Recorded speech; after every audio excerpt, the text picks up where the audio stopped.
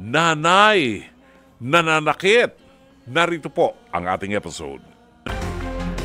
Marlene, ano ang problema mo?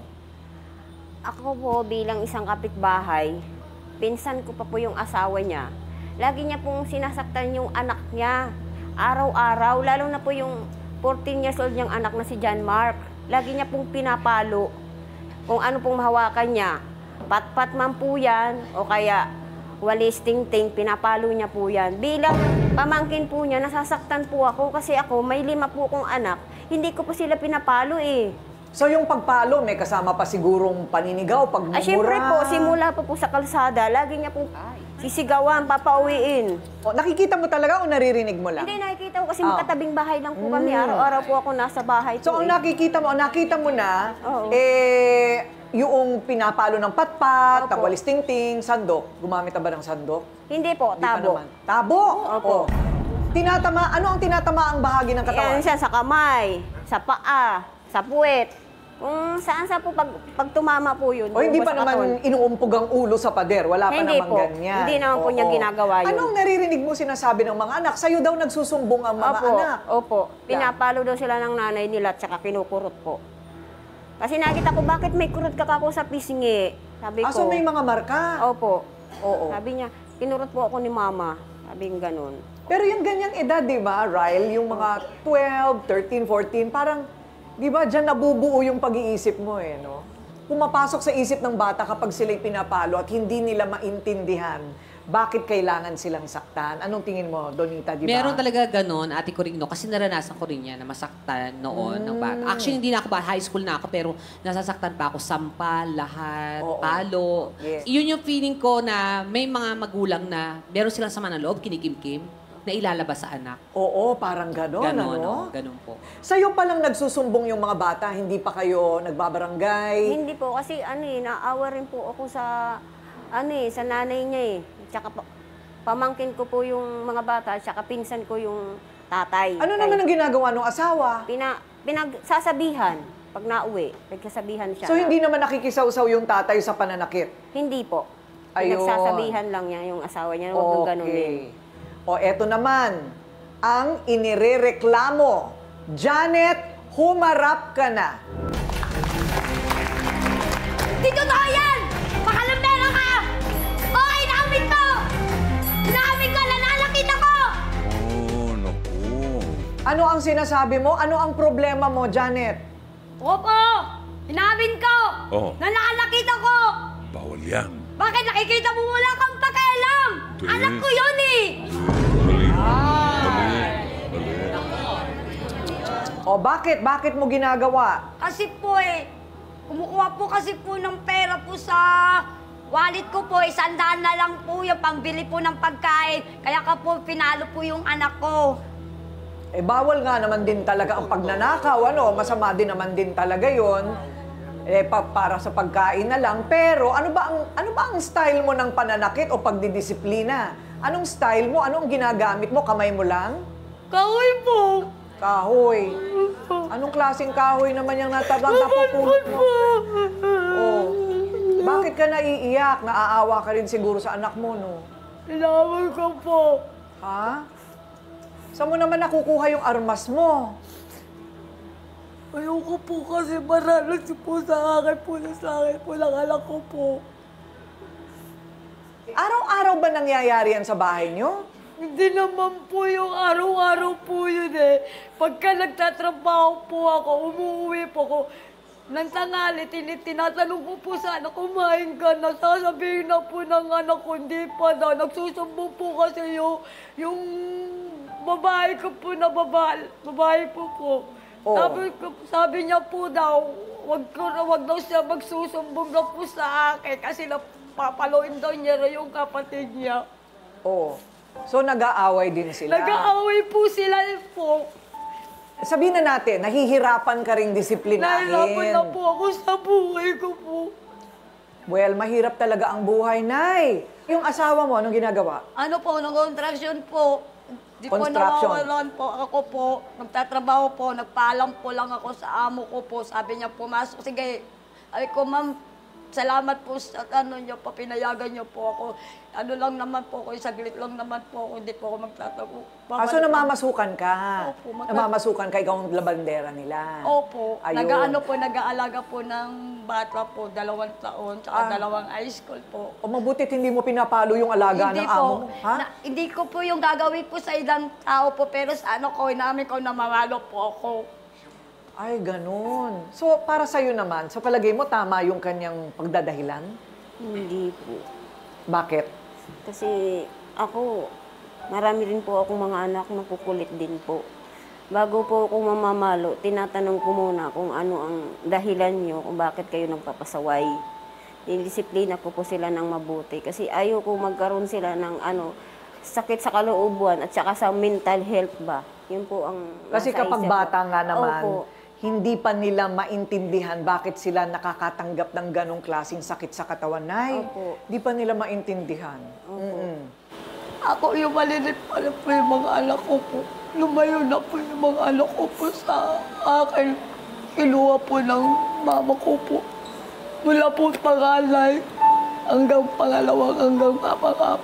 Baka lang kasi hindi naiintindihan ng mga nakikinig, Kasi tuloy-tuloy ang kwento ni nanay. Si nanay, 40 years old pa lang si nanay, 40 years old pa lang siya. Siyam ang anak niya. Siyam. Yung 5, dahil hindi na niya kinaya, yung 4 ba o yung 5? Lima po. Yung 5, sa nanay niya, no? 4 po. 4 ang nandun binigay muna niya sa nanay niya dahil hindi na nila kaya. Mahirap itong mahirap itong pinag-uusapan natin ngayon. Alam niyo kung bakit? Parang pinagbawalan mo na rin mag-videoke ang Pilipino.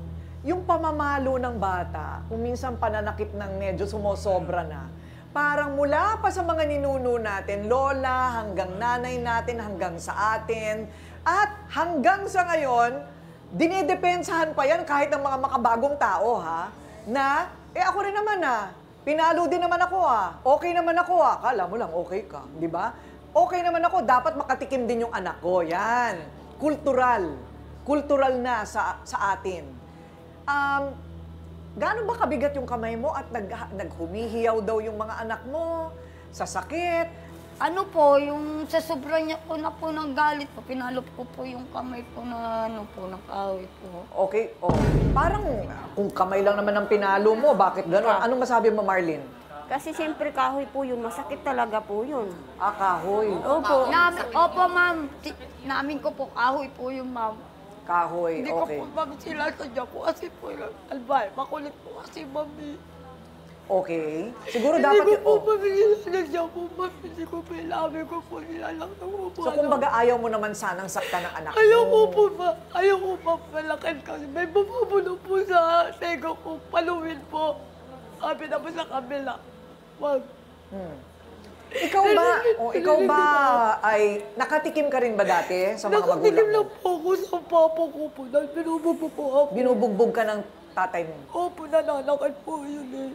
Anong klaseng bugbog ang ginagawa sa'yo ng papa mo? Yung ano po, yung batuta po, pinapalo po sa likod ko. Batuta? Tapos sinuundog po yung ulo ko sa pader. Tapos malo na yung utak ko po, mami. Ganun ba? Bakit mainitin din yung ulo ng... Mainitin po, bisan maya-maya konti, parang may sumisigaw ako, sigaw. Nagalit po. Alam po ni Ate Marila sigaw na kahit wala akong kaaway, kahit hindi ko sigaw na sigaw ako. Ano ba yung sigaw na sigaw na sigaw? Kala naman niya, inamin ko, mami, namamalo po ako. Kung matatandaan po ninyo, meron din tayong naging kaso, di ba? Yung kaso noong hilaw na manugang na siya pa ang nananakit doon sa kanyang hilaw na biyanan. Natatandaan nyo yon, yung bata na nung in-interview natin yung bata, Donita, sabi nung bata, siya rin daw ay bunga ng pambubugbog sa kanyang bahay nung bata siya. 20 anyos lang ito, nang bubugbog lang ng matanda. So, meron talagang epekto yung nakaraan natin dito sa ginagawa natin ngayon. Dapat maintindihan mo yun. Maintindihan ko naman po. O ayan, edi wag mo nang ibaling sa mga anak mo siguro. Ipangsiga mo na yung kahoy na yan. Diba? Ipangsiga mo na yan. Itapon mo na yung kahoy. Mahal ko po ba yung ano ko po? Ang nakikita ko lang pinapalo. Piniiwan ko po. Kasi alam mo yung, di ba alam mo naman yung damdamin ng sinasaktan. para kung pag kinurot ko po yung kamay ko po, masakit. Pero pag nakikita ko, parang kinakausap ko yung anak ko, sorry, mama, mahal kita.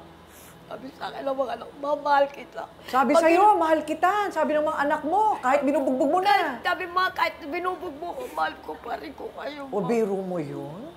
Sabi ko na, sorry na ginagawa ko sa inyo. Kasi ayoko na maranasan ko yung buhay ko sa inyo. Ayoko gusto ko ibigay sa inyo. Huwag kayo maranasan ang buhay ko sa akin. Masakit na. At iniwanan ako ng mama, ng lola mo. Tanggap ko. Ayoko May mental Kung health pwede lang issue natin po. dalhin dito yung mga anak mo, no? Hindi lang pwede kasi mga minor de edad pa sila. Pero kita mo yun, ano? Nakita mo na yun na sinasabihan ka pa pala ng mga anak mo na, Mama, mahal pa rin kita kahit na sinasaktan mo ako.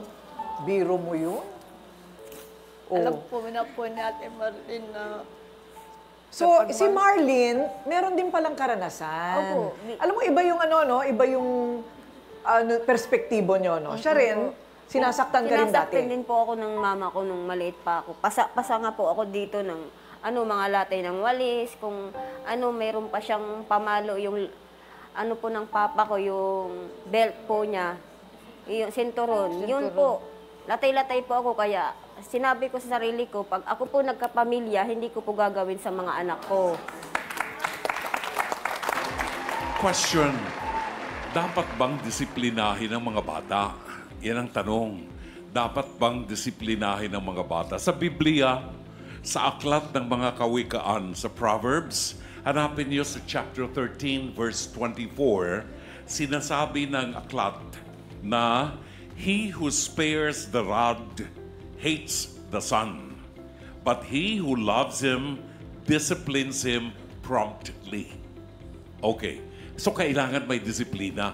Hindi nangangahulugan na binanggit dito yung rod, meron tayong pamalo. No? Ang problema, yung mga magulang natin na dumaan sa ganyang uri ng disiplina na wala sa lugar, ipinapasa yan, sabi nga ni Ate Coring kanina, it becomes a culture. Kay Janet, hindi niya gusto na gawin, pero meron siyang issue sa anger management. Meron siyang problema doon. Kasi nakikita ko umiiyak siya eh. Nasasaktan siya.